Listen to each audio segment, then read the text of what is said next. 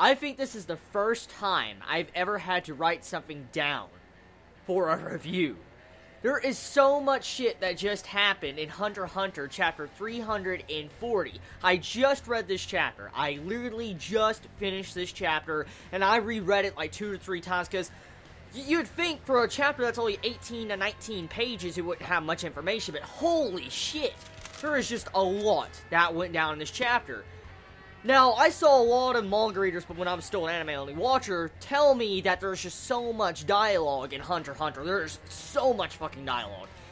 This chapter, oh my god, the fucking dialogue, man. Seriously, you cannot just read Hunter x Hunter and skim through it like you would a regular shonen. You can't just read it like you would Fairy Tail, Bleach, or One Piece. You have to sit down, concentrate, and read everything, because Togashi's getting into some fucking politics in this chapter. The politics, oh my god.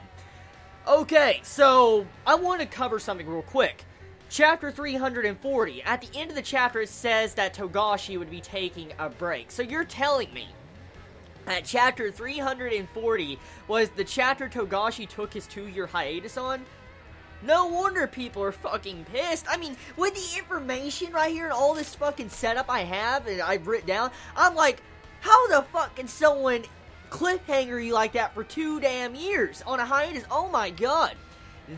Oh yeah, now I see why people were probably mad and all hyped up for the manga coming back. So now I understand. Now I completely understand why there were so many people complaining about that 2-year hiatus. Anyways, so the first thing off this list I want to discuss is Kakinen. Now hopefully I said the name correct or not, but pretty much it's about this old empire that's an old nation that recently, 30 years ago, got transformed into a new nation. It has a new politics system, a new government that's in democracy. So, pretty much, they're using this new government and this new nation's, refoundation to be able to traverse the Dark Continent. Right there, I was like, oh my god, so they need all this different information, this different stuff to be able to go to the Dark Continent. For instance, they need to get applications for every single nation, V5 and everything, to go to the Dark Continent, to explore out of this little world that Hunter x Hunter is. So, it is amazing how much someone would have to go through to go to the Dark Continent. And all the regulations and all the paperwork and shit, it said, like, in the chapter, like, you have this person explain to Beyond Netero. Oh my god. Give me a minute before I get into that, okay? Pretty much, you have this person explain to Beyond Netero that it could take up to 6 to a year's time. Like 6 months to a year's time to get your application approved. If it does get approved, to go to the Dark Continent. And I'm like, what the fuck? That's a long ass time, and it just shows you the different procedures. Now, the only reason why the government is able to do this, why they're able to, like, go to the Dark Continent like Kakinen, is because of their treaties. For instance, they used to have treaties in the past with all these other countries to not go to the Dark Continent, but now since their new government and all that, they can technically kind of do this. Hopefully I understood it completely, because like I said, I had to reread it a couple times to make sure everything was fine. But honestly, with that information, it is just absolutely fucking ridiculous, all the different stuff you would have to do to go to the Dark Continent. It really builds up the Dark Continent. But what really builds it up even further in this chapter, is the setup and foundation of the Dark Continent, is that we find out if humanity, tries to travel to the Dark Continent, a calamity will happen on our little world as we know it. The little world we know of in the Hunter universe will be destroyed or have a calamity happen to it if you try to go to the Dark Continent. And that's why a treaty was formed between all the nations to stop people from going to this Dark Continent.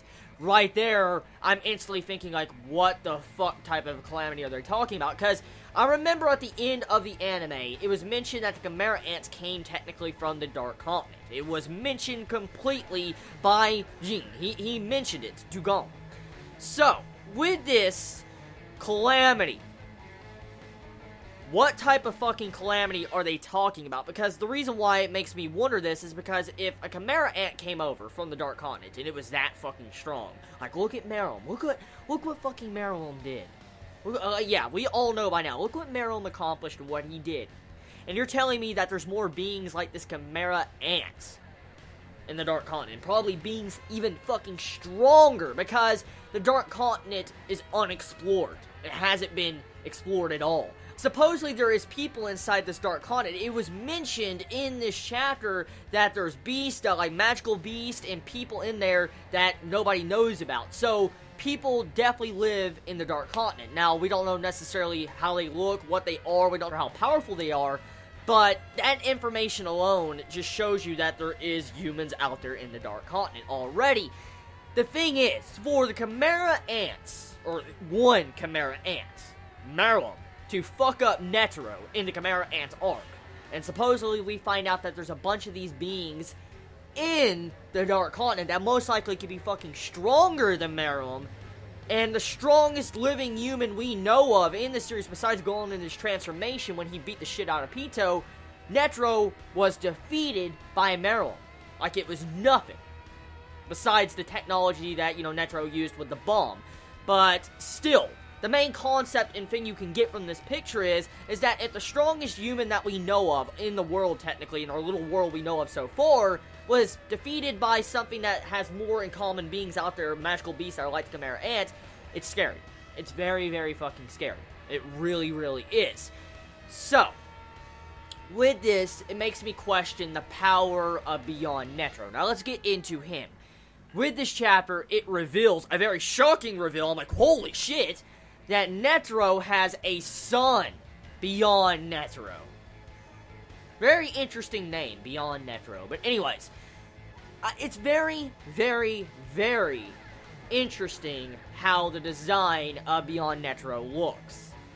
He has a scar on his forehead, a big giant X on his forehead, a big fucking ass scar on his, face. And it makes me question is what did that to him. That's the first thing. A very interesting character design, because I'm wondering what could cause a scar like that onto someone that's the son of Netero. Now, the Zodiacs mentioned in this chapter that he pretty much is the exact carbon copy of Netero. He is having a speech like Netero. He's pretty much acting just like Netero would in the past. And so it shows you that even though our old man Netero died to Meruem and he is gone, he still technically lives on in Beyond Netero's character. Now, we don't necessarily know if Beyond Netero is going to be the exact as Netero, but he definitely has the similar personality traits of Netero, since they are father and son.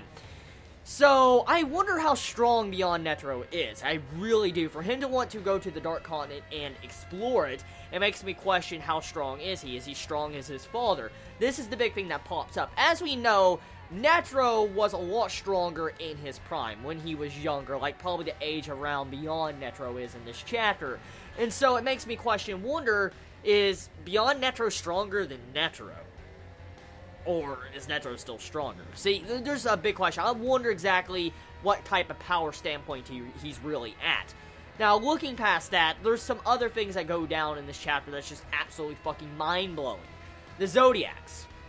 Supposedly, from what we find out, is that Netero already knew from the very beginning, before he died. Remember, when we saw the video announcement that he was planning if he died, he had a video announcement to announce for the chairman election arc.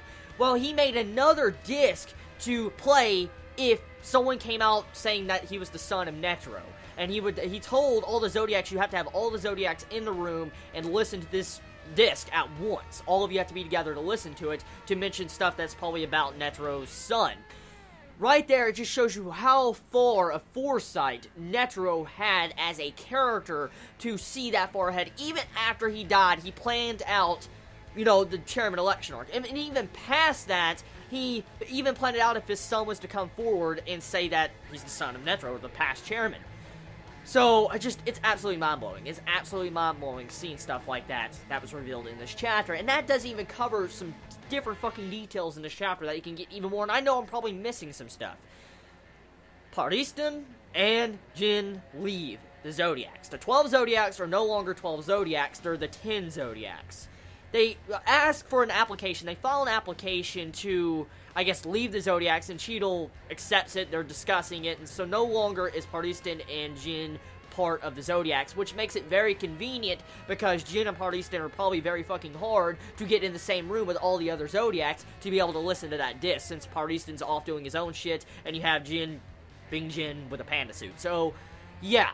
It's very convenient, though, how they left at the time that we needed to listen to the Beyond Netero's disc, or what Netero left for about Beyond Netero. So, one thing, though.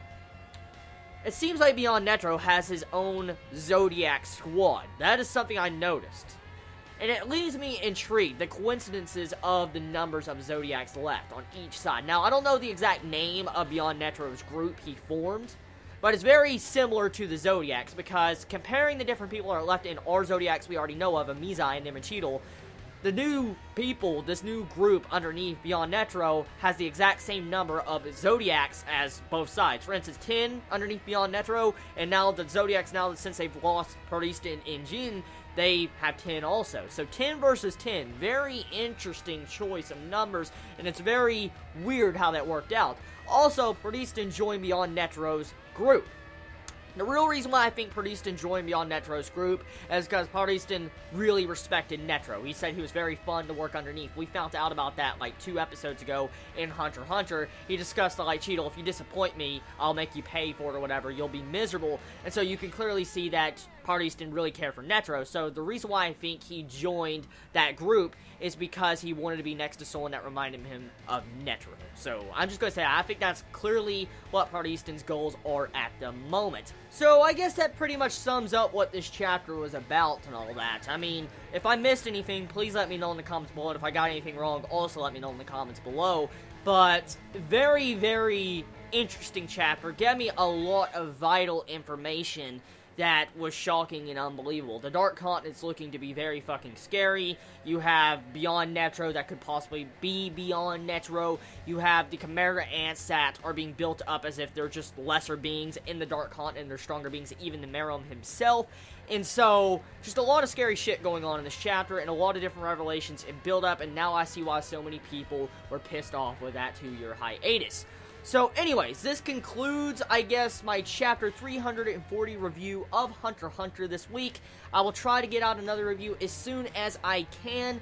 Let me know in the comments below, and if you want me to continue reviewing chapter by chapter, also let me know in the comments below. Please be safe, Chibits. Chibi out.